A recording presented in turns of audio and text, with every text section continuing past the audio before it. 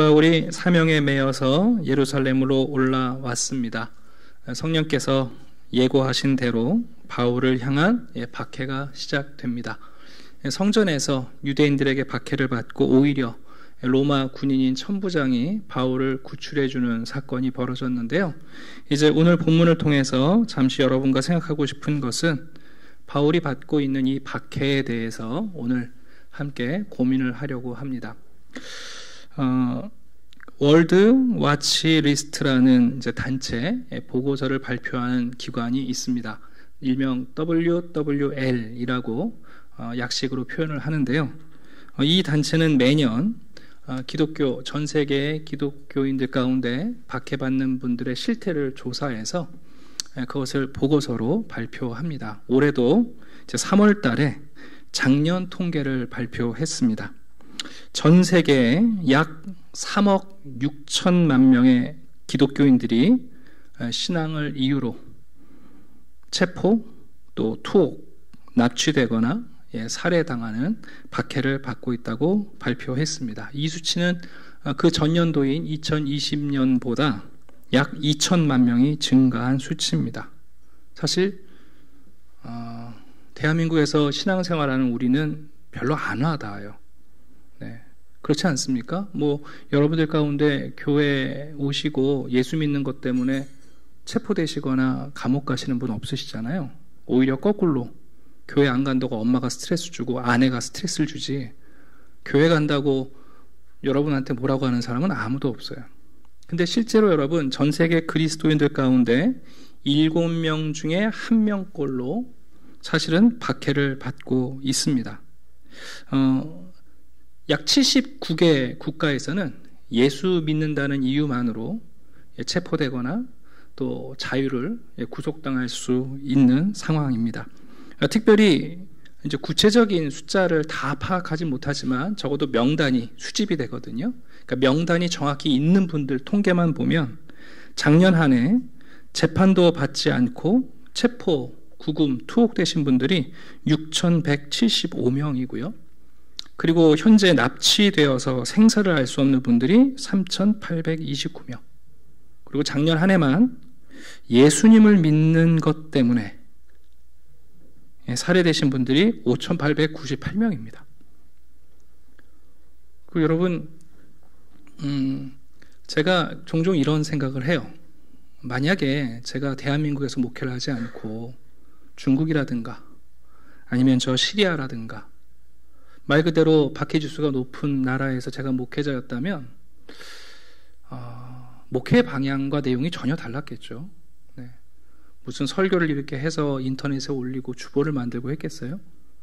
네. 은밀하게 모여서 겨우 조용하게 찬양 드리고, 네. 성경책도 반입이 안 되고 성경책을 소지하는 것만으로도 구속될 수 있으니까요. 제가 여러분들한테 무슨 놀러 가면서 신방을 다니겠어요? 감옥에 갇힌 여러분들 면회 가지 않겠어요? 네. 그리고 헌금을 해서 다른 데 쓰는 게 아니라 이제 재판 비용으로 주로 성도들을 어떻게 풀어내야 될지, 그게 이제 목회한 일환이겠죠. 네.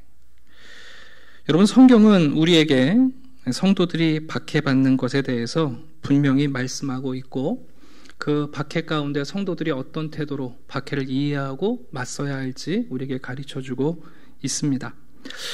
제가 대략 10가지 정도를 좀 소개하려고 하는데, 먼저 예수님께서는 예수를 따르는 제자들에게 박해에 대하여 제일 먼저 이렇게 선포하셨습니다. 의를 위하여 박해를 받는 자는 복이 있다. 너희 전에 선지자들도 다 예외 없이 박해를 받았다.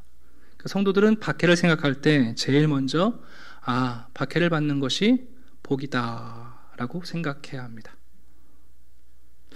두 번째는 뭐냐면, 예수님께서는 우리를 박해하는 자들을 우리가 어떻게 대해야 되는가 이렇게 말씀하세요. 너희를 박해하는 자들을 사랑하고 위하여 기도하라. 참 어려운 일입니다. 네. 예수 믿는다는 것 때문에 우리를 미워하고 적대시하고 우리를 구속하고 심지어 납치하고 죽이는 사람들을 사랑하고 기도하라고 말씀하십니다. 물론 성경은 박해 현장에 늘 우직하게 머무를 것이 아니라 때로는 피해야 한다고도 가르쳐 주셨어요. 마태복음 10장 보시면 이 동네에서 너희를 박해하거든 저 동네로 피하라 라고 말씀합니다. 박해 현장에서 순교하는 것도 주님의 뜻이 있지만 때로는 박해를 피해서 다른 곳으로 이동하는 건 역시 주님의 뜻 가운데 있습니다. 중요한 것은 뭐냐면 박해가 시작되면 많은 성도들이 넘어질 거라고 경고하셨어요.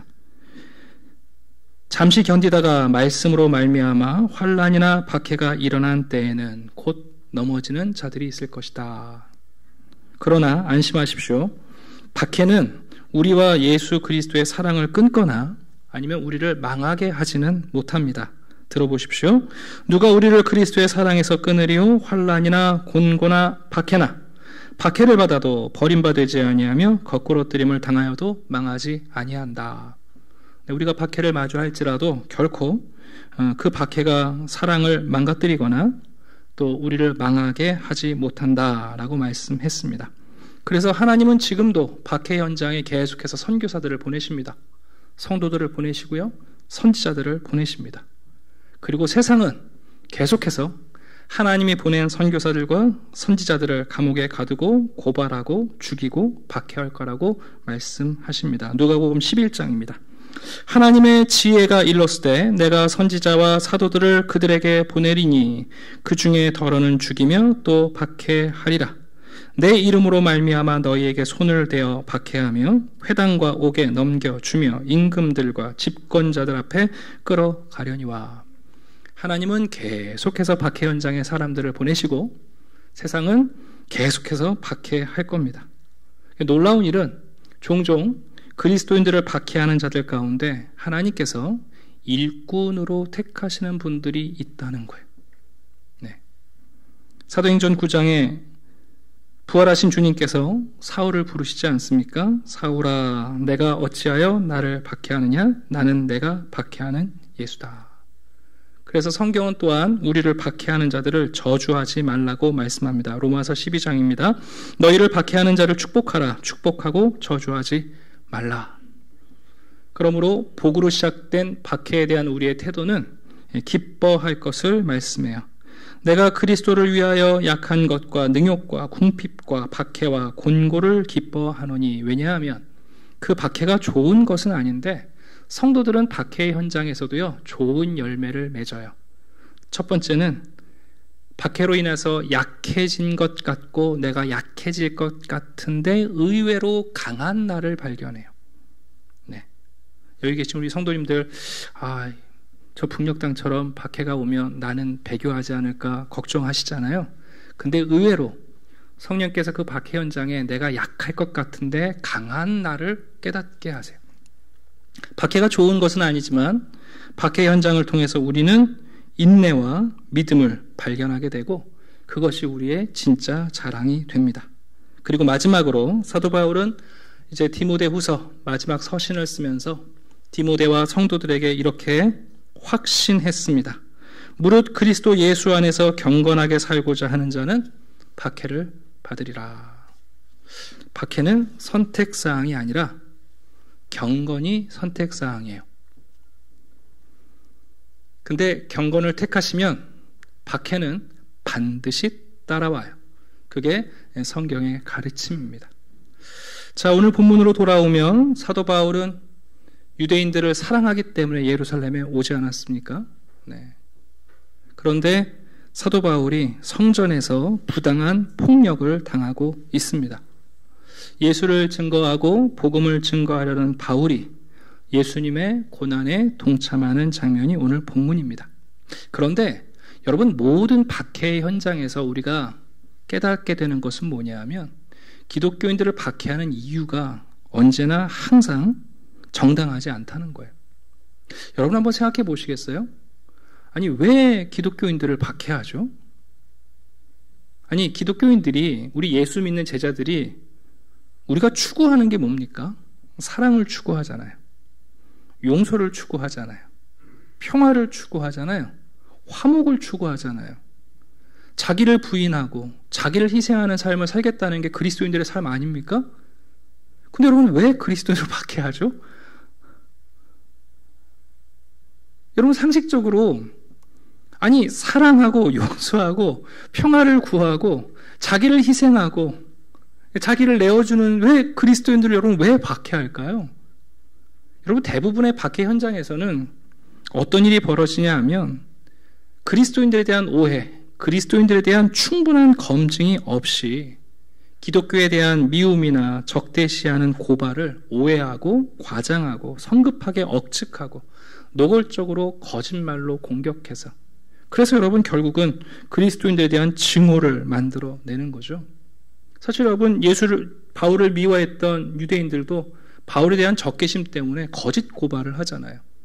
바울이 언제 여러분 성전을 모독했습니까? 바울은 성전을 존중하고 있습니다. 바울이 언제 유대인들을 비방했습니까? 여러분 바울 유대인들 비방하지 않습니다. 오히려 바울은 유대인들이 하나님의 복음의 우선 대상자들인데 유대인들이 그 복음을 거절한 것에 대한 안타까움이 있죠. 로마서 1장 보시면 내가 복음을 부끄러워하지 아니하노니 이 복음은 모든 믿는 자에게 구원을 주시는 하나님의 능력이 됨이라. 먼저는 유대인이요. 바울이 언제 여러분 유대인들을 무시합니까? 또 유대의 전통에 대해서 바울은 존중하고 있습니다. 바울이 헬라인들을 끌고 성전에 들어가지 않았습니다. 그러나 여러분 이방에서 온 유대인들이 바울을 참소할 때 야비한 방식으로 고발할 때 유대 군중들은 격분하기 시작합니다. 그리고 그들의 증오는 곧 물리적인 집단 폭력으로 나타났습니다. 그러니까 성전을 끌어다가 바울을 때리고 바울을 죽이려고 돌을 던지고 있는 거 아닙니까? 그 알렉산더 맥크라렌 목사님이 그런 글을 쓰셨어요. 인간의 증오심은 거룩하지 않다. 여러분 증오심은 절대 거룩하지 않습니다. 오히려 우리는 쉽게 격분하고 쉽게 증오하는 성향이 있습니다. 한번 들어보세요. 대체로 군중들은 고상한 가르침에 대해서는 별로 관심을 기울이지 않는 한편 그들의 편협한 편견에 호소하는 말에는 귀를 쫑긋 세웁니다. 그러다가 순간적으로 화약에 불꽃이 튀고 곧 폭발이 일어납니다.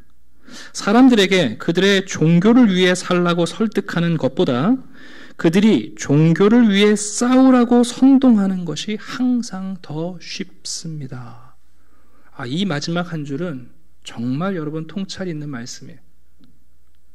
우리가 믿는 신앙대로 삽시다 하면 사람들이 선뜻 안 움직이는데 종교를 위해 싸웁시다 그러면 여러분 사람들이 움직인단 말이에요.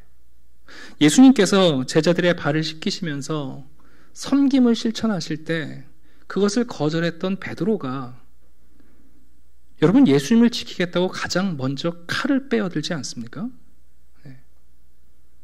우리 안에 그리고 여러분 박해의 현장마다 거기에는 제대로 된 사실에 근거한 비난이나 고발이 아니라 사실은 증오심을 자극하고 격분된 군중 심리로 벌어지는 박해가 훨씬 아니 대부분입니다.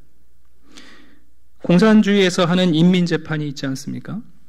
그런가 하면 우리나라에서 하는 여론재판이 있습니다. 서양에서는 제다트식 재판이라는 게 있어요. 들어보셨나요? 이게 무슨 재판인 줄 아세요? 일단 사람을 교수형에 처한 다음에 심리를 하는 재판이에요. 말이 돼요, 여러분? 네. 근데 인민재판이나 여론재판이나 제다트식 재판이 크게 다르지 않아요. 여러분 기독교가 박해를 받을 때 그 내용을 가만히 보면 사실에 근거한 박해이거나 아니면 어떤 현상을 정확히 이해한 것이 아니라 말 그대로 증오심으로 많은 그리스도인들이 박해를 받고 있습니다. 우리가 주의해야 할 것은 뭐냐 하면 교회 안에서도 여러분 우리도 모르게 충분히 내용을 이해하지 못하고 처음으로 오발탄을 쏘는 겁쟁이들이 될 주의사항을 우리가 좀 가져야 돼요. 네. 여러분 군대 가시면 전쟁에서 명령도 내리기 전에 누가 오발을 하냐 하면 겁쟁이들이 그러죠. 훈련 안 된 사람들이 그래요. 적과 아군을 식별하지 못하는 사람들이 난사한단 말이에요. 여러분 유대인들이 격분한 그 증오심의 결과가 뭐냐 하면 바울을 죽이겠다는 거죠. 근데 여러분 성전은 또 오염되면 안 되니까 성전은 전결하게 지켜야 한다고 얘기를 해요. 이게 얼마나 모순입니까? 건물인 성전은 정결하게 해야 하고 그러면서도 바울은 죽이겠다는 것은 여러분 어떻게 생각해 보면 너무나 모순적인 이야기예요. 여러분 증오심이 우리를 사로잡으면 해서는 안 될 사람들을 박해하거나 그리고 말도 되지 않는 종교적 괴물 같은 신앙을 만들어낼 수 있습니다. 자, 바울은 예수님이 말씀하신 것처럼 예수님의 고난에 동참하는 박해를 받고 있습니다. 이제 두 번째 우리가 보려는 것은 뭐냐면 그런데 하나님께서 부활하신 주님께서 바울을 이 박해 현장에서 보호하고 계신다는 거예요. 그것도 누가 바울을 보호하냐면 로마 군인이. 네. 동족인 유대인들은 바울을 죽이려고 하고 원수라고 생각했던 로마 군인들이 바울을 보호하는 이상한 일이 벌어져요. 이제 뒤에 보시면 여기 나오는 천부장 이름이 나오거든요. 글라우디아 루시오라는 사람인데 이 사람이 여러분 손빠르게 재빨리 가가지고 바울을 체포하잖아요. 그리고 나서 사건을 축소시키기 위해서 얼른 바울을 빼내죠. 네. 그리고 자기들의 영내로 바울을 데려갑니다. 자, 그런데 그때 우리 한번 22장 우리가 읽었던 본문 한번 볼게요. 37절 보시면 바울을 끌고 가는데 갑자기 바울이 아주 훌륭한 헬라어로 이 천부장한테 이렇게 부탁하는 거예요. 제가 말을 좀 해도 되겠습니까? 근데 여러분 사람이 말을 들어보면 알지 않습니까? 그 사람이 어떤 사람인지가 말로 드러나요. 딱 말 들어보면 저분 조직폭력배인지 선생님인지 아니면 사업가인지 안단 말이에요. 근데 여러분 이 천부장이 바울의 헬라어를 딱 듣는데 뭔가 보통 사람이 아니에요. 더군다나 이 다급한 상황에 가장 얼떨떨하고 가장 두려움에 떨어야 하는데 여러분 사도 바울이 자제력을 잃지 않고 있어요. 아주 점잖게 모든 것을 통제하면서 제가 몇 말씀 드려도 되겠습니까? 이런단 말이에요. 그때 이 루시오 천부장의 마음속에 그가 두려워하는 일들이 드러나기 시작해요. 그게 누구냐 하면 38절 보시면 갑자기 이런 말을 하죠. 혹시 네가 이전에 소요를 일으켜 자객 4,000명을 거느리고 광야로 가던 예굽이냐? 갑자기 뜬금없는 얘기를 하는 거예요. 이 얘기는 무슨 얘기냐면 지금 바울을 잡아가는데 바울이 입을 여는 순간 루시오가 볼 때 이 사람 보통 사람이 아닌 것 같은 거예요. 군인들에게 포위됐는데 이 사람이 두려워하지 않는 거예요. 이런 사람이 누굴까? 머릿속에 언뜻 떠오르는 사람이 바로 자객 4,000명을 동원했던 애굽에서 있었던 민족 해방운동했던 사람이 떠오른 거예요. 그래서 얼른 물은 거죠. 왜냐하면 여러분 천부장이라고 해봐야 로마 군인 1,000명 다스리는 군인이 있잖아요. 근데 여러분 자객 4,000명을 거느리는 사람이라면 어떻게 하겠어요? 그러니까 자기 안에 있던 두려움을 얼른 묻습니다. 그때 바울이 안심시키죠. 나 그 사람 아니다. 나는 길리기아 5사람이고 유대인이다. 내가 내 동족에게 할 말이 있는데 좀 허락했으면 좋겠다. 그랬더니 여러분 천부장이 그것을 허락합니다. 그래서 영내로 끌려가던 난간 위에서 발코니에서 바울이 군인들의 호위를 받고 있고 그 다음에 성전 바깥들에서 여러분 유대인들이 모여 있는데 거기서 바울이 설교할 기회를 얻게 된 거예요. 참 신기하게 하나님께서 박해 현장에 있는 바울을 어떻게 보호하시냐면 로마 군인을 통해서 바울을 보호하시는 거죠. 성경을 보게 되면 하나님께서는 종종 우리가 상상할 수 없는 사람들을 하나님의 일꾼으로 쓰시는 경우가 있습니다. 대표적인 분이 누구냐면 페르시아의 왕이었던 고레스라는 분이죠. 여러분 유다 백성들이 바벨론 포로로 끌려가서 70년 만에 어느 날 갑자기 고레스라는 황제가 유대인들 고향 돌아가도 좋다. 성전 지어도 좋다. 그리고 여러분 해방시켜주는 거 아니에요? 이사야서 45장 5절을 보게 되면 이사야가 이렇게 예언합니다. 고레스를 향한 예언이에요. 너는 나를 알지 못하였을지라도 나는 너를 띠로 묶었노라. 여러분 고레스가 자기가 하나님의 도구라는 거 알았을까요? 몰랐겠죠. 여러분 재밌는 것은 종종 세상에서 우리가 상상할 수 없는 사람들이 교회를 돕기도 하고 우리가 예상하지 못했던 사람들이 우리를 돕기도 해요. 제가 재밌는 얘기를 하나 해드리면 저희 전도사님이 저를 매우 존경하게 됐어요. 제가 설교를 하거나 목회를 하는 걸 보고 존경하는 게 아니라 제가 얼마 전에 포켓몬빵을 구해줬거든요. 요즘 그 빵이 그렇게 인기라면서요. 그래서 아마 전사님이 저 교회 잘 안 오는 애들한테 너 교회 오면 내가 포켓몬빵 줄게 이렇게 얘기를 했나 봐요. 그래서 저한테 얘기를 하길래 내가 구해다 줄게 했더니 어렵다는 거예요. 새벽부터 2시간 줄 서야 구한대요. 알았다고 내가 구해다 주겠다고. 별로 노력 안 하고 저 밑에 있는 저희 편의점 사장님이랑 제가 친분이 있어서 말씀드렸더니 주중에 이렇게 본인이 결제 저한테 선물로 주시더라고요. 네. 그래서 저를 매우 존경하게 됐어요. 여러분 제가 이 우스갯소 드리는 이유는 여러분 하나님께서는 유대인도 하나님의 도구로 쓰시지만 로마인들도 하나님의 목적을 이루시는 일에 사용하실 수 있습니다. 놀라운 것은 바울이 이런 상황 가운데 자제력을 잃지 않았다는 거예요. 유대인들은 증오심으로 흥분하고 있고 로마 군인들은 이 사건을 어떻게든지 알아봐야 되니까 진정시켜야 하니까 부지런히 움직이고 있는데 바울은 홀로 아주 편안하게 중심을 지키고 있어요. 우리가 나중에 봅니다만 바울은 풍랑 속에서도 여러분 자제력을 잃지 않지 않습니까? 왜 그럴 수 있었을까요? 그냥 성격이 좋아서? 바울이 성격이 그냥 좋아서 이런 소란 속에서도 괜찮았던 걸까요? 빌립보서를 보면 바울이 감옥에서 성도들에게 자신에 대한 그리고 성도들에게 이렇게 권면하고 있습니다.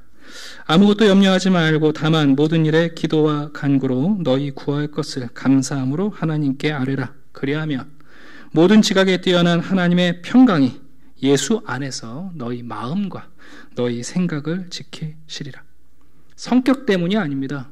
바울이 가지고 있던 확고한 믿음이 이런 박해의 상황 속에서도 바울로 하여금 자제력을 지키게 만들어 준 겁니다. 여러분 바울은 자신이 달려가는 길을 알았고 그 길을 위해서라면 목숨까지도 귀하게 여기지 않았던 사람이에요. 여러분 이런 사람들을 두렵게 하고 요동하게 한다는 것은 거의 불가능해요. 여러분 성도들은 박해 현장뿐만 아니라 우리가 살아가는 세상에서 이런저런 소문과 소동이 있을 때 우리의 마음과 우리의 생각을 지키시는 믿음으로 자제력을 잃지 않을 수 있습니다. 네.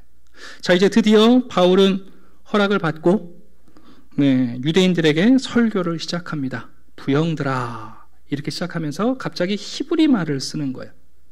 이제 예수님 당시나 바울 당시는 이 유대에는 4개 국어를 썼어요. 4개의 언어가 있었는데 일반적인 생활 언어는 아람어를 썼고요. 그러나 종교적인 가르침, 회당에서나 토라를 가르칠 때는 히브리어를 썼어요. 그리고 나서 외교 용어, 그럴 때는 또 헬라어를 사용하고 그러다가 법적인 행정적인 것을 기록하거나 말할 때도 라틴어를 썼단 말이에요. 근데 이제 바울이 히브리 말로 설교를 시작하니까 유대인들이 반사적으로 히브리 말이 들리니까 그 말을 귀담아 듣기 시작하는 거예요. 자, 바울이 설교를 시작합니다. 자, 바울의 설교의 내용은 이렇습니다. 그가 어떤 사람인지를 소개하고 자신이 어떻게 예수님을 만나는지를 소개하고 부활하신 예수님께서 자신을 어떻게 이방인에게로 보내셨는지를 소개하고 있습니다. 다 보지 않겠습니다만 바울의 이 간증 설교 안에는 적어도 3가지가 있습니다. 첫 번째는 뭐냐면 이 사건이 매우 실제적인 사건이라는 거예요. 바울이 얘기하죠. 내가 누구냐? 나 가말리엘 문화생이다. 랍비 중에 랍비다. 실제로 바울이 그리스도인들을 잡아 가둘 때 산헤드린 공회에서 바울을 추천했어요. 이건 실제적인 사건 아닙니까, 여러분? 바울이 자신의 생애를 얘기하면서 이것이 얼마나 실제적인 이야기인지를 먼저 설득해요. 두 번째는 다메섹에서의 경험이 매우 객관적 사실이라는 것을 얘기해요. 여러분, 바울은 꿈에, 밤에 환상에 예수를 만나지 않았습니다. 정오에 만났습니다. 다메섹으로 가는 정오에, 대낮에 여러분 예수님의 음성을 들었습니다. 더군다나 바울이 혼자 길을 가지 않았습니다. 함께 가던 사람들이 다 같이 빛을 보고 여러분 그 자리에 엎드려졌고요. 바울이 그런 경험하는 것을 많은 사람들이 목격했어요. 객관적 사실이에요. 그리고 나서 바울은 자신이 경험한 부활하신 예수님을 만난 것에 확실성을 부여합니다. 그분이 나의 이름을 부르셨다. 사울아, 사울아. 네가 왜 나를 박해하느냐.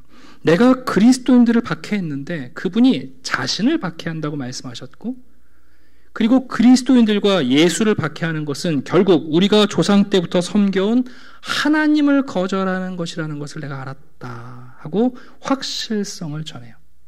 그러니까 지금 유대인들한테 말하는 거 아니에요? 나도 예수 만나고 나서 내 과거를 돌아보니 사실은 우리가 하나님의 뜻을 모르고 있었고 우리가 하나님을 거절하고 있었다 하고 유대인들을 설득하는 거예요. 자, 그런데 다시 19절을 한번 가보겠습니다. 22장 19절. 자, 20절을 보시게 되면 바울이 얘기를 하죠. 자신이 어떤 사람인지를 고백해요. 그랬더니 21절. 부활하신 주님께서 바울에게 말씀하십니다. 가라. 내가 너를 이방인에게 보낸다. 아, 근데 여러분 이 이방인이라는 단어가 유대인들의 뇌관을 건드렸어요. 바울이 랍비로 훌륭한 히브리 말로 복음을 전하니까 잘 귀담아 들었는데 갑자기 이방인에게로 보냈다. 하나님이 유대인을 이방인에게 보낸다. 이 얘기를 듣자 뇌관을 건드린 거예요. 여러분 22절 보면 그들이 여기까지 듣다가 소리를 지르기 시작합니다. 이러한 자는 세상에 없애버리자. 살려둘 자가 아니다. 우리 생각에는 뭐 이방인들한테 복음 전하는 게 그렇게 대단한 일인가 싶지만 여러분 유대인들에게는요 이 배타성이 어마어마한 거예요. 여러분 유대인들은 자기들이 누리고 있는 종교적 축복을 그 누구하고도 나누고 싶어 하지 않았어요. 하나님은 자신들만의 하나님인데 어떻게 하나님이 자신들의 것을 이방인들에게 나눠줄 수 있는가? 결코 용납이 안 되는 거예요. 그런 말을 하고 그런 행동을 하는 사람은 여러분 살려둘 자가 아니에요. 우리가 한 가지 또 생각해 볼 것은 뭐냐 하면 여러분 교회 안에도 그렇습니다. 종종 종교적인 축복을 많이 받았다고 자랑하시는 분들이 있어요. 근데 그런 분들이 나누는데 매우 인색하세요. 영적 체험을 많이 했다고 하는 분들이 자기의 시간과 자기의 에너지를 들여서 누군가를 양육하는 일을 맡기면 선뜻 나서지 않아요. 하나님이 복 주셔서 부유해졌다고 종교적 축복을 주장하는 사람들이 선교와 전도를 얘기하는데, 투자하는데, 물질을 쓰는데 가장 인색해요. 여러분, 종교적 축복을 받고도 나누지 못하는 사람들은 사실은 그들이 가진 것이 없거나 아니면 그들이 가진 것이 적다는 것을 의미합니다. 왜 유대인들이 여러분 하나님의 복을, 하나님의 사랑을 이방인들에게 전하기를 그렇게 싫어하는가? 사실 자기들이 가진 게 없는 거예요. 그들이 하나님을 모르고 있고 형식적인 종교만을 붙잡고 있다는 것을 우리가 역으로 이해하게 됩니다. 난리가 났습니다. 지켜보던 천부장이 이대로 두면 안 되겠다 싶으니까 설교를 중단시키고 바울을 데리고 영내로 끌고 갑니다. 근데 이 천부장 루시아는 히브리 말을 몰라요. 그러니까 바울이 유대인들한테 무슨 얘기를 했는지, 무슨 말을 했길래 저 유대인들이 난리가 난 건지를 알 수가 없잖아요. 그래서 궁금하니까 이제 바울을 신문하기 시작하는데, 뭐 이때는 여러분 뭐 신사적이고 뭐 예의적으로 신문하는 게 아니라 일단 때리면서 신문하는 거니까 바울을 나무 기둥에 묶어요. 그 다음에 이제 등을 벗기고, 자, 그때 바울이 옆에 있는 백부장한테 얘기하죠. 야, 어떻게 로마 시민인 나를 죄를 정하기도 전에 채찍질부터 할 수 있느냐. 로마법에는 이방인이나 식민지들은 이렇게 할 수 있지만 로마 시민한테는 여러분 그 죄가 정확히 확정되기 전에는 폭력을 가할 수가 없거든요. 그랬더니 여러분 백부장이 놀래가지고 천부장한테 가서 보고하는 거예요. 로마 시민이라는데요. 여러분 천부장이 놀래고 뛰어왔어요. 그리고 바울한테 말하는 거죠. 야, 네가 로마 시민이라고? 가만히 보니까 바울이 별로 부자같이 안 보인단 말이에요. 왜? 이 천부장 루시아는 돈을 주고 로마 시민권을 산 사람이에요. 본래 이것은 불법이에요. 돈을 주고 로마 시민권을 사는 것이 합법은 아니에요. 그러나 이 천부장이 얘기하는 거죠. 야, 나는 돈 많이 들여갖고 로마 시민권 샀는데 내가 너를 보니까 너 그럴 만한 재력가 잘 안 보이는데 그랬더니 바울이 이렇게 얘기해요. 나는 태어나면서부터 로마 시민권자였는데요. 여러분 로마 시민권도 이제 급이 있거든요. 네. 예를 들면은 전쟁 중에 공로를 쌓아서 로마 시민권을 얻는 사람들도 있고 또 이 루시아처럼 불법이지만 돈을 들여서 뇌물을 써서 로마 시민권을 얻는 사람도 있지만 여러분 태어나면서부터 태생적으로 로마 시민권 사람은 가장 위에 있죠. 그러니까 여러분 총부장 루시아의 태도가 확 바뀌어요. 지금까지는 이 사람을 체포해서 공을 쌓으려고 했는데 이제 마인드가 바뀌어가지고 로마 시민을 보호하는 것처럼 자기의 일을 포장하기 시작합니다. 자, 오늘 여기까지 본문의 내용입니다. 저는 오늘 여러분들에게 세 가지 주제를 전달하려고 하는데 첫 번째는 뭐냐 하면 여러분 성도들에게 고난, 박해가 있다는 것은 너무 당연한 일입니다. 경건은 선택하실 수 있습니다만 경건을 선택하시면 따라오는 박해는 선택하실 수 없습니다. 이렇게 얘기하니까 경건하지 않게 사시려고 다들 작정하실 것 같긴 한데 네. 근데 여러분 제가 이런 얘기를 자꾸만 하면 어떤 분들은 그래요. 목사님 박해 얘기하시면 말이 씨가 됩니다. 말이 씨가 돼서가 아니라 제 말이 아니고 성경에서 분명히 우리에게 말씀하고 있습니다. 기독교는 부당한 박해를 받도록 되어 있습니다. 우리 한샘교회가 예수님 더 사랑하고 우리가 정말 경건한 공동체가 되면 과천 사람들이 우리 별로 안 좋아할 거예요. 그렇게 될 거예요. 근데 여러분 그때 우리가 기억할 것은 뭐냐면 하나님께서는 우리를 다양한 방법으로 박해에서부터 보호하실 수 있다는 것을 믿으셔야 돼요. 저는 이런 생각을 좀 해봐요. 여러분 베드로가 약 25년 전에 성전에서 설교했잖아요. 그땐 여러분 3,000명, 5,000명이 회심했잖아요. 아니 바울이 설교하는데 바울도 설교했으니까 3,000명, 5,000명 회심하면 얼마나 좋아요. 근데 여러분 항상 같지 않아요. 그러나 우리가 기억할 것은 하나님이 박해 현장에서 우리를 보호하실 수 있다는 것을 믿고 우리가 해야 할 일은 박해를 피하려고 애를 쓰는 게 아니라 그런 박해 현장에서도 복음을 더 선명하게 전해야 될 책임이 있는 거예요. 여러분 복음을 전할 때 많은 사람들은 사실 기독교에 대한 오해로 가득해요. 제가 아까도 말씀드렸습니다만 여러분 기독교가 얘기하는 게 뭐예요? 사랑, 용서, 화해, 화목, 자기 희생, 섬김. 대체 여러분 기독교가 왜 미움을 받아야 합니까? 왜 예수 믿는 사람들이 여러분 질타를 받아야 됩니까? 왜 여러분 예수 믿는 사람들을 증오합니까? 그 박해 현장에 우리가 해야 할 일은 뭐냐면 그들로 하여금 복음에 대한 오해를 씻도록 복음을 투명하게 보여주도록 노력해야 돼요. 그리고 그 복음이 그들로 하여금 그들의 과거를 돌아보게 만들어야 됩니다. 예수를 몰랐던 나의 지난 과거와 예수를 아는 나의 삶이 얼마나 다른가. 여러분 혹시 여러분 예수 믿기 전으로 돌아가시라면 여러분 어떠실 것 같아요? 종종 그런 얘기 하잖아요. 다시 태어나면 당신 나랑 결혼해 안 해? 이러잖아요. 근데 여러분 솔직히 저는 다시 중고등학교로 돌아가고 싶지 않거든요.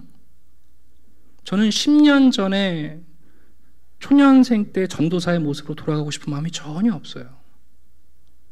왜냐하면 여러분 지금 그동안 성경을 통해서 사역을 하며 주님이 은혜를 주셔서 그리스도를 이렇게 깊이 알게 됐는데 왜 다시 무지한 시간을 내가 돌아갑니까? 여러분 예수 그리스도를 알게 됐을 때 과거로 돌아가려고 하지 않아요. 우리의 과거를 돌아보게 만드는 거예요. 가장 중요한 것은 뭐냐면 박해 현장에서 우리는 복음의 역설을 만납니다. 박해를 통하여 눈이 뽑혀지고 시력을 잃을지 모르지만 사도 바울처럼 예수 그리스도를 보는 눈이 열리거든요. 예수를 믿고 따른다는 게 여러분 자유를 구속당하는 것 같은데 신기하게 예수 안에서 더 큰 자유를 누리거든요. 그게 복음의 역설이에요. 그래서 박해 현장에서 우리는 하나님께서 우리를 보호하신다는 확신을 갖고 그렇게 안 하실 수도 있겠지만 우리는 오히려 박해 현장에서 더욱 복음을 전하는 겁니다. 복음에 대한 오해를 씻도록 그 복음이 없던 시대와 복음이 우리를 찾아온 이후의 삶의 변화를 보여주고 그리고 복음 때문에 우리가 손해를 보고 빼앗기고 잃어버리는 것 같지만 그 안에 있는 복음의 능력의 역설을 보여주는 겁니다. 여러분, 그게 박해 현장 앞에서 바울과 또 성도들이 가지고 있는 모습이에요. 우리가 믿음의 확신이 있을 때 우리는 자제력을 잃지 않아요. 여러분, 교회가 절대 증오심에 불타면 안 됩니다. 증오심은 거룩하지 않습니다. 우리는 복음대로 살기 원하는 거지 복음을 위해서 싸우려는 사람들이 아닙니다. 오늘 이 본문을 기억하시고 여러분들도 혹 크고 때로는 작은 박해와 또 비난과 왕따 같은 상황에 처했을 때 여러분, 때로는 그들 가운데 오히려 여러분들의 친구가 만들어질 수 있다는 사실을 기대하시면서 복음에 대한 오해를 좀 씻어주시고, 그리고 예수 믿기 이전과 예수 믿은 이후의 삶의 변화를 여러분이 간증하고 그들에게도 상상하도록 만들어주고, 무엇보다 복음 안에 있는 역설을 삶으로 보여주시는 분들 되기를 주님의 이름으로 축원합니다. 기도하겠습니다. 아버지 하나님, 감사합니다. 무릇 경건하게 살고자 하는 성도들은 박해를 받으리라. 주님이 이 말씀을 우리가 잊지 않게 도와 주시옵소서. 경건을 택할 때에 박해가 따라오겠지만, 그러나 그 박해 현장에서 우리를 능히 구원하실 수 있는 하나님의 손이 있음도 잊지 않게 도와 주시옵소서. 사람들은 복음을 정확히 알지 못하고 예수 그리스도와 예수의 제자들을 비난하고 혐오하고 적대시하고 증오합니다. 박해 현장에서 우리가 복음의 순수성을 보여줄 수 있게 도와 주시옵소서. 예수 없었던 나의 삶과 예수가 나를 주장하시는 삶이 얼마나 다른지, 그 복음이 모든 것을 잃어버리는 것 같고 빼앗기는 것 같고 손해나는 것 같으나 그 안에서 얻어 누리는 복음의 역설을 증거하는 하나님 믿음의 백성들이 되게 해 주시옵소서. 감사드리며 예수 그리스도 이름으로 기도드립니다. 아멘.